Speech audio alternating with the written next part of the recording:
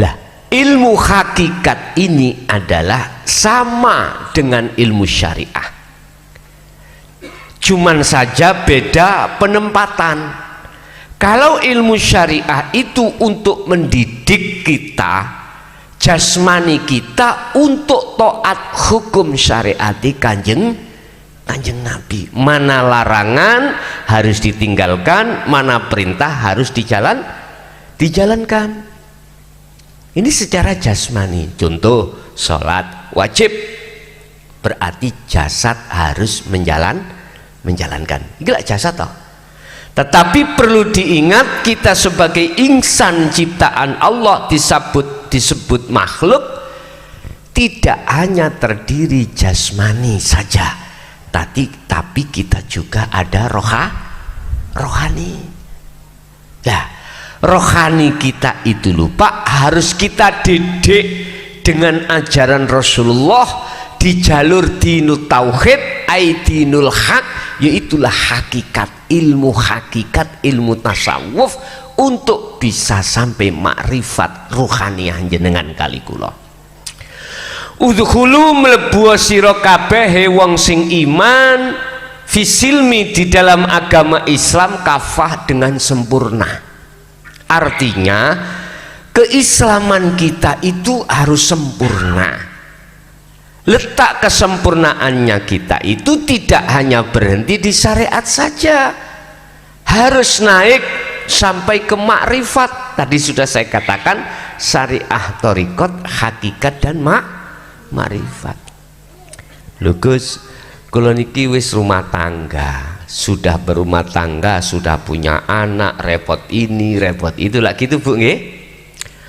Apakah saya bisa untuk meraih derajat di mata Allah, inna akramakum indallahi atqakum itu? Jenengan nek sik ragu, berarti padha mek ngeragokno Gusti Allah. Ngaten. Kalau tanya, mampukah, kuasakah Allah menggendaki jenengan iku sampai ke makrifat, senajan dan walaupun panjenengan kali kula ini dalam posisi repot-repot, mampukah? Ayo, Allah sampun dawuh, innallaha ala kulli syai'in qadir. Kuasakah Allah menghendaki jenengan walaupun jenengan secara akal gak mungkin bisa sampai makrifat karena tidak ada garis kewalian keturunan ini? Nyuwun sewu, kalau masalah hal ini Bapak Ibu, kalau masalah tingkat derajat di mata Allah kemakrifatan itu, di dalam Al-Quran itu nggak ada yang berbicara nasab, enggak. Cuman berbicara mayyasha, itu nurun a'la nurin, utawi cahaya itu di atas cahaya, beberapa cahaya, maksudnya itu adalah cahaya makrifat. Itu hanya diberikan terhadap mayyasha, nurun ala nurin yahdillahi li nurihi mayyasha, surat An-Nur 35.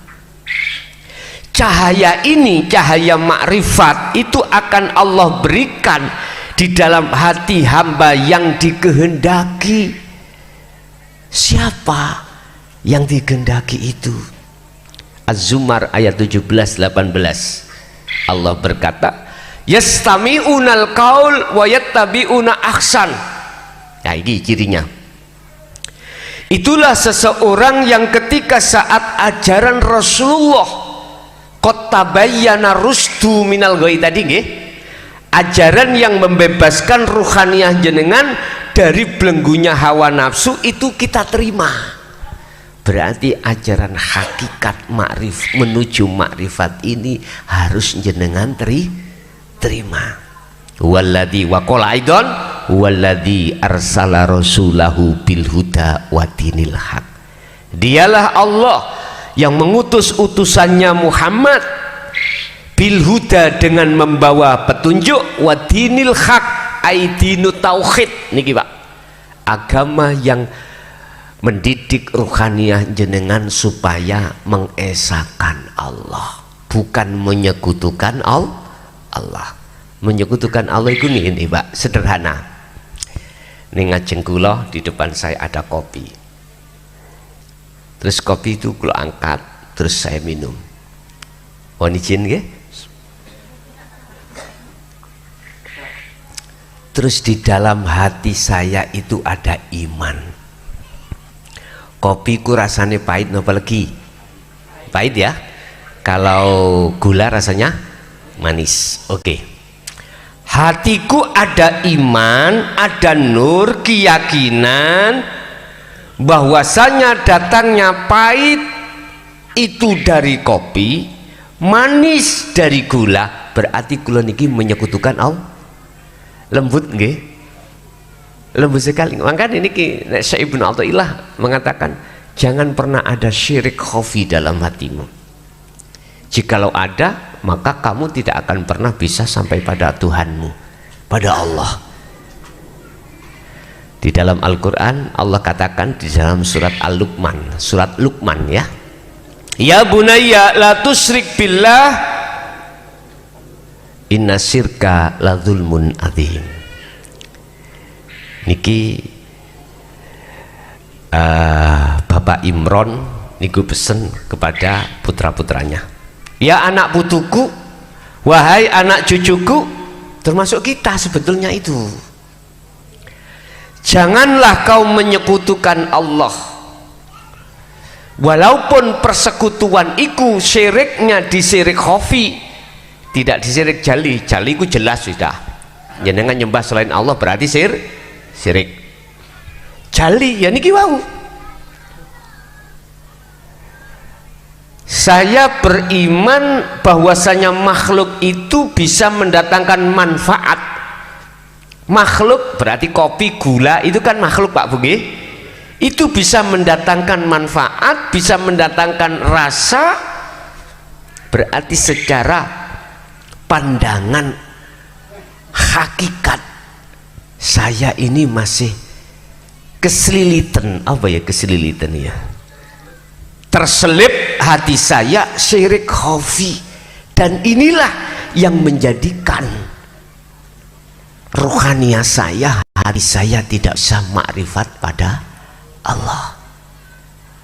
Lah lewat Rasulullah Muhammad ini Allah perintahkan untuk menyampaikan dinut tauhid, untuk menyampaikan dinul haq, supaya jenengan kali kula mengenal ilmunya, bagaimana caranya menghilangkan, menafikan syirik khafi di dalam hati kita. Wa man kana yarju liqa'a rabbih falyamal amalan sholihan wala yusyrik bi ibadati rabbih ahada. Al-Kahfi ayat 110. Jikalau kau ingin bertemu Allah Tuhanmu, kau harus pertama selalu melakukan perbuatan yang bagus. Perbuatan bagus itu jangan dianggap secara fisik saja, harus secara rohaniah juga lebih-lebih. Apa perbuatan rohaniah yang bagus? Mohon maaf, termasuk jenengan kali kula ati qanaah, nerima apa yang diberikan Allah, walaupun yang diberikan itu terasa menyakitkan. Contoh, kita itu sakit nggak sembuh. Kita di rumah pinginnya makan ikan daging, tapi setiap hari Allah kasih hanya ikan asin.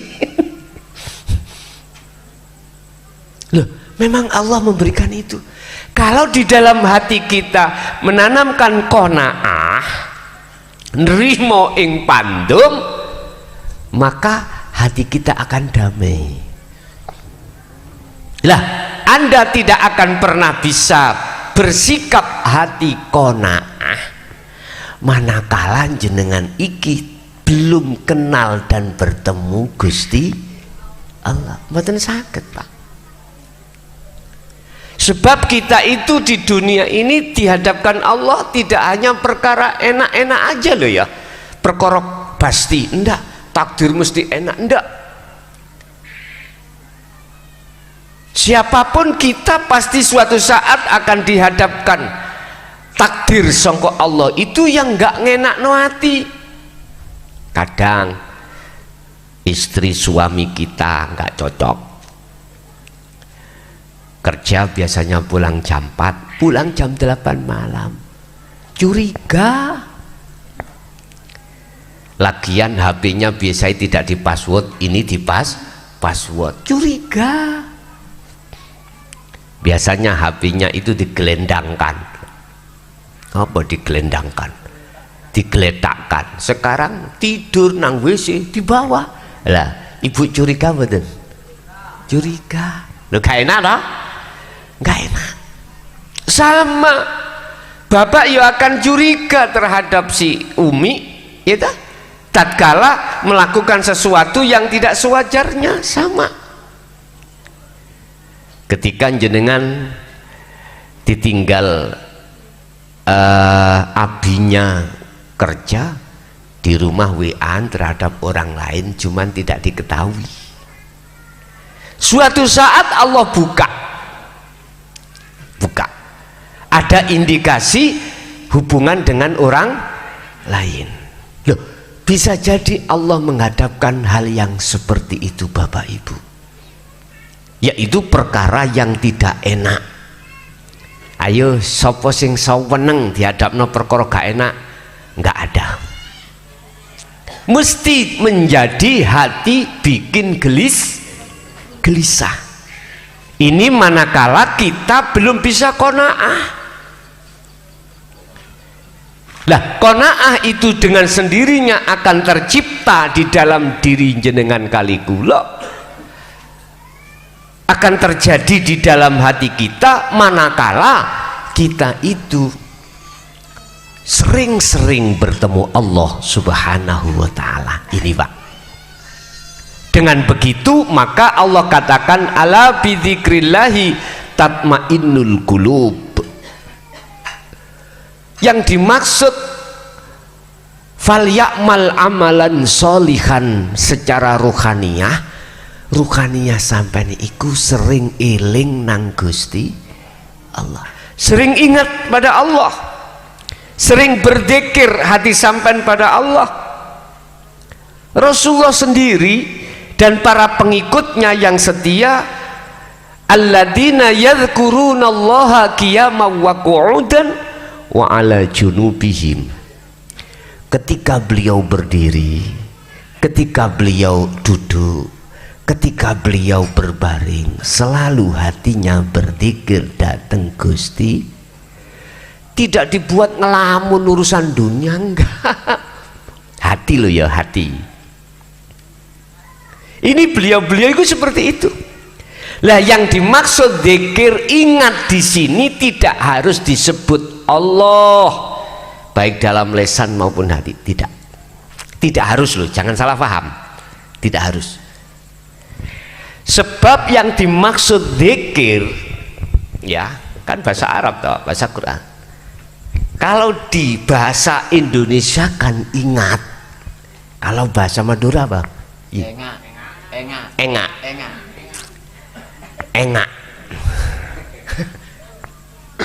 Indonesia itu kayak bahasa Pak. Maksudnya engak ada. Coba kita ya.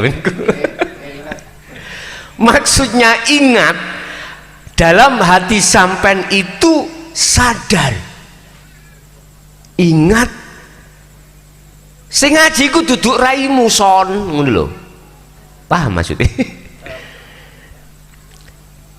Ingat bahwasanya walillahil masyriqu wal maghrib, semua makhluk sekecil apapun bisanya bergerak karena digerakkan oleh Allah. Berarti yang memiliki gerak adalah Allah. Loh, hati sadar, ingat ini yang memiliki pergerakan ini adalah Allah, itulah zikir.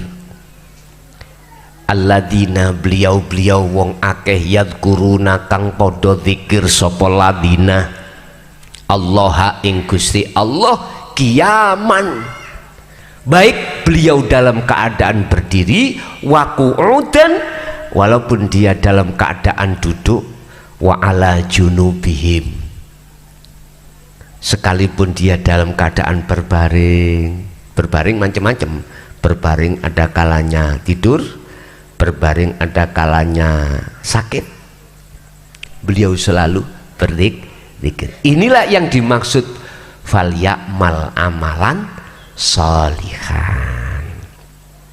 Yang kedua, wala yusyrik bi ibadati rabbi ahada.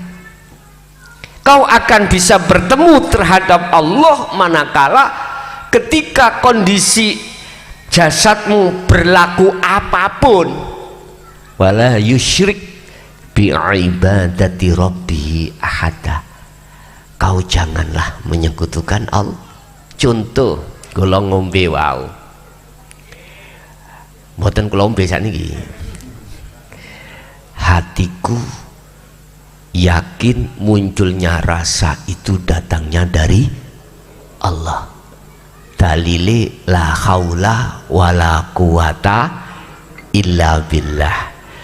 Allahu khalaqakum wa ma ta'malun. Allah lah yang menciptakan kita semua makhluk, dan Allah lah yang menjadikan makhluk itu bisa bergerak. Berarti gerak yang ada diri makhluk itu sebetulnya geraknya Allah. Wa ma ta'malun. Ini Bapak Ibu, untuk masuk ke ranah ilmu itulah penyadaran hati untuk masuk di dalam hakikat menuju makrifat. Inilah umat Islam sejak zaman Khalifah Sayyidina Ali ditutup rapet ngelmu iki. Akhirnya kita sebagai umat manusia, khususnya umat Islam, mohon maaf, hati kita ndelurung nang Allah. Apa ndelurung itu bahasa Maduranya? Kenapa Mbah? Ndelurung, nyeloduh, dan nyeloduh, gitu ya. Hati kita buta pada Allah, sehingga kita ketika sholat yang kita hadap, mohon maaf Bapak Ibu, kadang menghadap tembok, kadang menghadap sajadah, kadang-kadang juga kita ada di sop pertama, sop kedua, sementara sop pertama depan kita itu ada orang yang pakai kaos tulisan kecap, mesti membaca ada bangau nih pisan, kecap bangau, itu mesti kita baca. Itu akibatnya Pak Bu. Padahal nyun sewu, miturut Quran Al-Baqarah 238 wajib sholat iku bertemu Allah, alias khusyuk iku wajib. Berhubung ilmu itu disimpen rapet, akhirnya kita jangan heran sebagai umat tidak bisa sholat dengan sesuai dengan Qur'annya itu. Berarti koma ini adalah tidak hanya menjalankan secara fisik, menjaga sholat 5 waktu aja, tetapi koma itu wajib khusyuk. Kalau fa'ala cukup dilakukan jasmani, tidak rohani, tapi koma sekalian rohani. Sehingga mengapa kok yo di dalam Al-Quran kalau kita bicara sholat menerangkan memakai kalimat koma ada di sini. Menjaga itu melebihi daripada melakukan. Melakukan belum tentu menjaga sudah tentu melakukan. Itu Allah dawuh 238 Al-Baqarah, khafidu jagalah ala sholawah ay al maktubah iki jamak berarti sholat 5 waktu. Was sholatil wusta itu adalah mohon maaf ahad berarti sholat tunggal, sholatnya ruh. Berarti mana? Di setiap saat dan waktu 24 jam ruhaniyah itu wajib menghadap Allah. Dalile wa ma khalaqtul jinna wal insa illa liya. Aku tidak akan menciptakan jin dan manusia kecuali hanya untuk menyembah. Berarti kalimat bekerja itu secara dohir silahkan, kalimah jenengan kakan, makan atau dahar atau minum, sing penting ruhaniyahmu itu ketemu Gusti Allah. Inilah yang menjawab rahasia tentang sholat. Dulu asalnya Rasulullah mendapatkan 50 waktu, akhirnya menjadi 50 waktu itu di total aktivitas sampean 1 hari 1 malam. Gunakan untuk hatimu menyembah Allah. Silakan kerja jasadmu, tapi ruhaniyahmu tetap menyembah Allah. Bisa nih dikatakan menyembah di mata Allah, ruhaniyah hati kita harus bertemu Allah, makrifat. Carane piye? Gampang. Dadi nek wis rudalane sampean lakoni baru gampang nanti. Jangan pernah ngelakoni jenengan iki nanti kalau durung tahu jalannya. Tersesatlah kita nanti. Sama dengan saya, nekat aja saya mencari alamat niki wau, kesasar-sasar. Iya, kesasar nggak sampai. Lan jenengan yang sudah sering kesini sambil merem itu tuh nyampe tempat. Sholat kalau jenengan sering bertemu Allah di situ, maka dipastikan jenengan aktivitas sholat akan bisa bertemu Allah. Di luar aktivitas sholat itu pasti akan bisa bertemu Allah. Sudah tahu jalannya, sudah tahu alamatnya, sering kita lewati dan sering kita bertemu Allah. Kata Rasul, fa aina ma kunta ittaqullaha haitsuma kunta. Dimanapun kau bertempat, maka bertakwalah kau. Artinya bertemulah pada Allah. Allah itu tidak jauh. Tidak jauh bahasa Maduranya apa? Tak jauh. Allah itu tak jauh. Semak. Oh, dekat itu semak. Allah itu semak. Ada dalil, ada. Idza sa'alaka ibadi anni fa inni qaribun. Surat apa? Saya mencari sendiri. Mohon maaf, hujah saya itu selalu Al-Quran.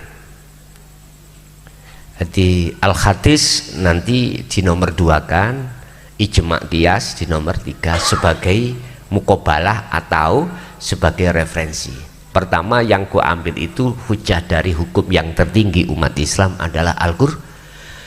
Wa idza sa'alaka ya Muhammad, jikalau hambaku tanya tentang aku, kata Allah, jawablah, ini koribun, saya dekat. Apa dekat tadi? Semak. Nyong semak. Nyong itu bahasa pundi? Purwokerto. Kalau bahasa Madura saya berarti